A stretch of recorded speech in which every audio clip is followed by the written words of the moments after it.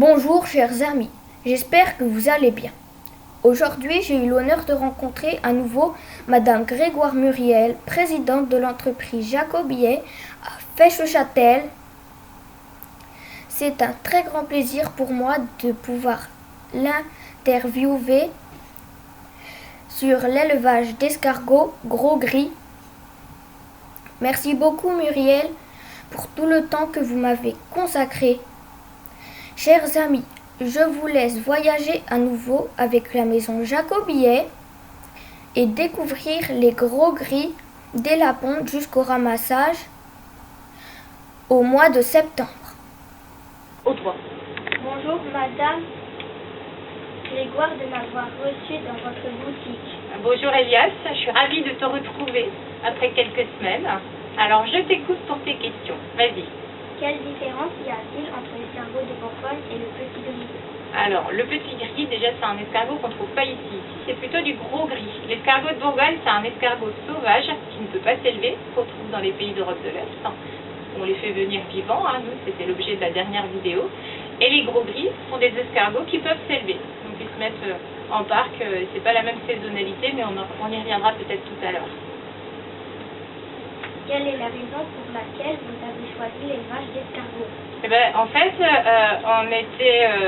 la conserverie Jacobillet était connue pour ses escargots de Bourgogne, et donc, comme je le disais, ce sont des escargots sauvages, certes, mais qui ne viennent plus de France depuis 40 ans, en fait, ils sont nés en Hongrie, et nous, on avait envie de proposer à nos clients des escargots aussi français, des escargots d'à côté de chez nous. Et comme on ne peut pas élever les Bourgognes, on a décidé de faire un élevage de gros gris. Voilà, tout simplement. Combien d'espace faut-il? Alors ça dépend du parc. Aujourd'hui, on n'a pas un très très gros parc. En fait, c'est Lara qui s'occupe de notre parc. On ira voir d'ailleurs une prochaine fois. Donc aujourd'hui, c'est un parc relativement grand. C'est dans un grand champ. Mais autant à Bourgogne, il a besoin de beaucoup d'espace. Il va vraiment partout dans la nature. Autant les parcs, en fait, ce sont des planches qui sont posées comme ça, en V, et puis les escargots vont dessus. Donc si on n'a pas beaucoup d'escargots à mettre dedans, ça peut être un tout petit parc, quelques dizaines de mètres carrés, puis ça peut aller jusqu'à plusieurs centaines de mètres carrés. Le nôtre est encore relativement moyen pour le moment. Quelle estimation de perte avez-vous dans une saison? Cause, maladie, prédateurs non naturels? C'est vrai, alors ça c'est un des sujets dans l'élevage d'escargots, c'est qu'il y a beaucoup de décès. Pour l'instant, on a très peu de recul puisqu'on a une année d'exploitation derrière nous. Alors l'année dernière, on a eu beaucoup d'escargots qui ont été mangés par des rats. Pour le reste, tout allait bien, mais il y a eu quand même beaucoup d'escargots. Il y a eu 200 kilos facilement sur... on a eu, oui, au moins 20%, même plus, au moins 30% de pertes l'année dernière. Donc après, ça va dépendre des années. On espère que cette année, la mort des escargots, ça peut être dû aux prédateurs, comme tu l'as dit. Donc nous, c'était des rats. Ils sont venus, ils ont mangé les bébés escargots et les escargots. Ça peut être la grêle, ça peut être les oiseaux, ça peut être plein de choses. Donc il faut penser vraiment à tout. Dans vos enclos, combien pouvez-vous mettre d'escargots?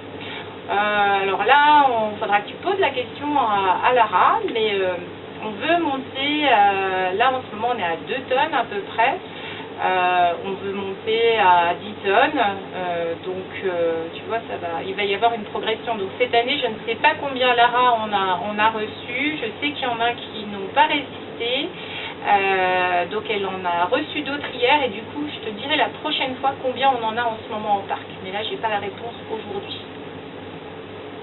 Les jours de forte chaleur ou de grêle, les escargots sont-ils protégés? Oui, alors effectivement, quand il fait chaud, les escargots, eux, ils se mettent sous les planches de bois qu'on hydrate la nuit. En fait, on leur donne à boire la nuit, donc il y a des petits tuyaux d'eau avec une vaporisation d'eau. Et puis, on leur donne régulièrement de l'eau, d'autant plus d'eau qui fait chaud, et donc ils se protègent sous les planches qui sont bien humides. Donc l'année dernière, on n'a pas eu de soucis par rapport à ça, malgré les grosses chaleurs, parce qu'ils ont été bien hydratés. Mais là, par contre, la journée, quand il fait chaud, on ne les voit pas. Ils sortent quand il commence à faire un peu plus frais. Quels sont les prédateurs dans votre élevage d'escargots? Alors là, nous, ce sont des rats, mais c'était des rats l'année dernière, donc on va essayer de faire en sorte de ne plus en avoir de méchants rats cette année, parce qu'en plus, ils sont très futés, les rats. ils ont vraiment beaucoup d'imagination pour aller manger les escargots. Mais il peut y avoir aussi des oiseaux. C'est pour ça qu'on met des filets au-dessus des parcs pour pas que les oiseaux viennent manger. Il peut y avoir d'autres bêtes. Il y a vraiment beaucoup de risques de prédateurs. Mais nous, c'est plutôt les rats dont il faut qu'on se méfie. Vous élevez vos escargots depuis leur pont? Alors, les escargots, c'est une très bonne question parce qu'il y a beaucoup d'escargots qui viennent des pays étrangers, des escargots d'élevage qui viennent de l'étranger et qui sont mis en parc quand ils ont éclos et qu'ils sont bébés.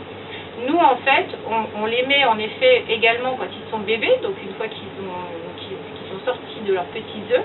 Et en fait, c'est un monsieur qui est spécialisé dans la reproduction d'escargots qui habite dans le 70, donc à côté de chez nous, qui nous donne ces bébés escargots une fois qu'ils sont aptes à aller en parc. Donc nous, c'est du 100% français. C'est de la reproduction en Bourgogne-Franche-Comté, c'est de l'élevage en Bourgogne-Franche-Comté précisément. La nourriture est composée de quoi entre la naissance à la taille adulte? Bonne question aussi. Alors, tout dépend des élevages. Il y a des élevages où il va y avoir beaucoup de farine. C'est de la farine particulière, composée avec principalement du lin, parce qu'il faut que ce soit des éléments qui soient nécessaires, qui soient bons pour l'escargot, notamment pour qu'il refasse sa coquille. Nous, Lara a pris le parti de mettre peu de farine et beaucoup de végétation. Alors là, c'est de la végétation qui va évoluer en fonction de l'âge de l'escargot. Ils sont tout bébés, on va leur donner des petites feuilles qui sont toutes faciles à manger. Et puis, alors, il y a de la luzerne, il y a plein de feuilles différentes, il y a plein d'espèces différentes. Et puis ensuite, elle va replanter d'autres espèces pour quand ils seront plus grands, pour qu'ils aient quelque chose un peu plus costaud à manger. Et puis, à côté de ça, il y a quand même des compléments avec la farine pour les aider à fortifier leur coquille. C'est surtout ça, parce qu'il leur manque du calcaire. Donc, dans les plantes qu'elle leur donne à manger, ce sont des plantes qui sont reconnues pour leur effet, pour leur teneur en calcaire, déjà, et pas que. Après, il y a tous les autres minéraux nécessaires pour les petits escargots, mais on donne en plus de la farine. Mais la farine, ça représente très peu de la nourriture qu'on leur donne. On essaie vraiment d'être en naturel, en fait, en plante. D'ailleurs, ça se sent quand on mange l'escargot, ça sent bon la nature. Pensez-vous, dans un avenir proche, vous fédérer avec d'autres producteurs d'escargots? Oui, on y travaille. On est en train de créer une association pour labelliser des escargots nés, élevés et transformés en France. Donc ça, c'est super important parce que ça n'existe pas aujourd'hui. Ça existe dans la viande, ça existe dans plein de filières, mais il n'y a pas encore de filière escargot qui existe en tant que telle. Donc aujourd'hui, on travaille à ce sujet-là avec l'appui des chambres d'agriculture notamment, et puis avec d'autres éleveurs en France. Donc l'idée, c'est vraiment d'être tous ensemble pour travailler le mieux possible et le plus possible tous ensemble. C'est que voilà, c'est important d'être un groupe uni, de faire l'union, parce que c'est la force, l'union fait la force, comme on dit. Un label de qualité serait-il le bienvenu pour la filière d'élevage et de transformation d'escargots? Oui, tout à fait. Un label élevé, transformé en France, élevé, reproduit, élevé en France et transformé en France. Un label qui reprendrait, en fait, on y travaille, sur une charte qualité pour savoir quel type d'aliments on leur donne, justement, quel pourcentage d'aliments farine on leur donne, voilà, comment ils sont transformés, comment ils sont préparés, etc. Donc oui, un label, ce serait une très bonne chose pour être toujours dans cet esprit qualitatif. Et ça, on est vraiment plusieurs à le vouloir partout en France. Il y a tout un groupe de viticulteurs qui est en train de se former pour mettre en place et cette filière et cette labellisation. Donc on espère que ça va venir vite. Merci beaucoup. Merci beaucoup, Elias. On se retrouve bientôt. Super.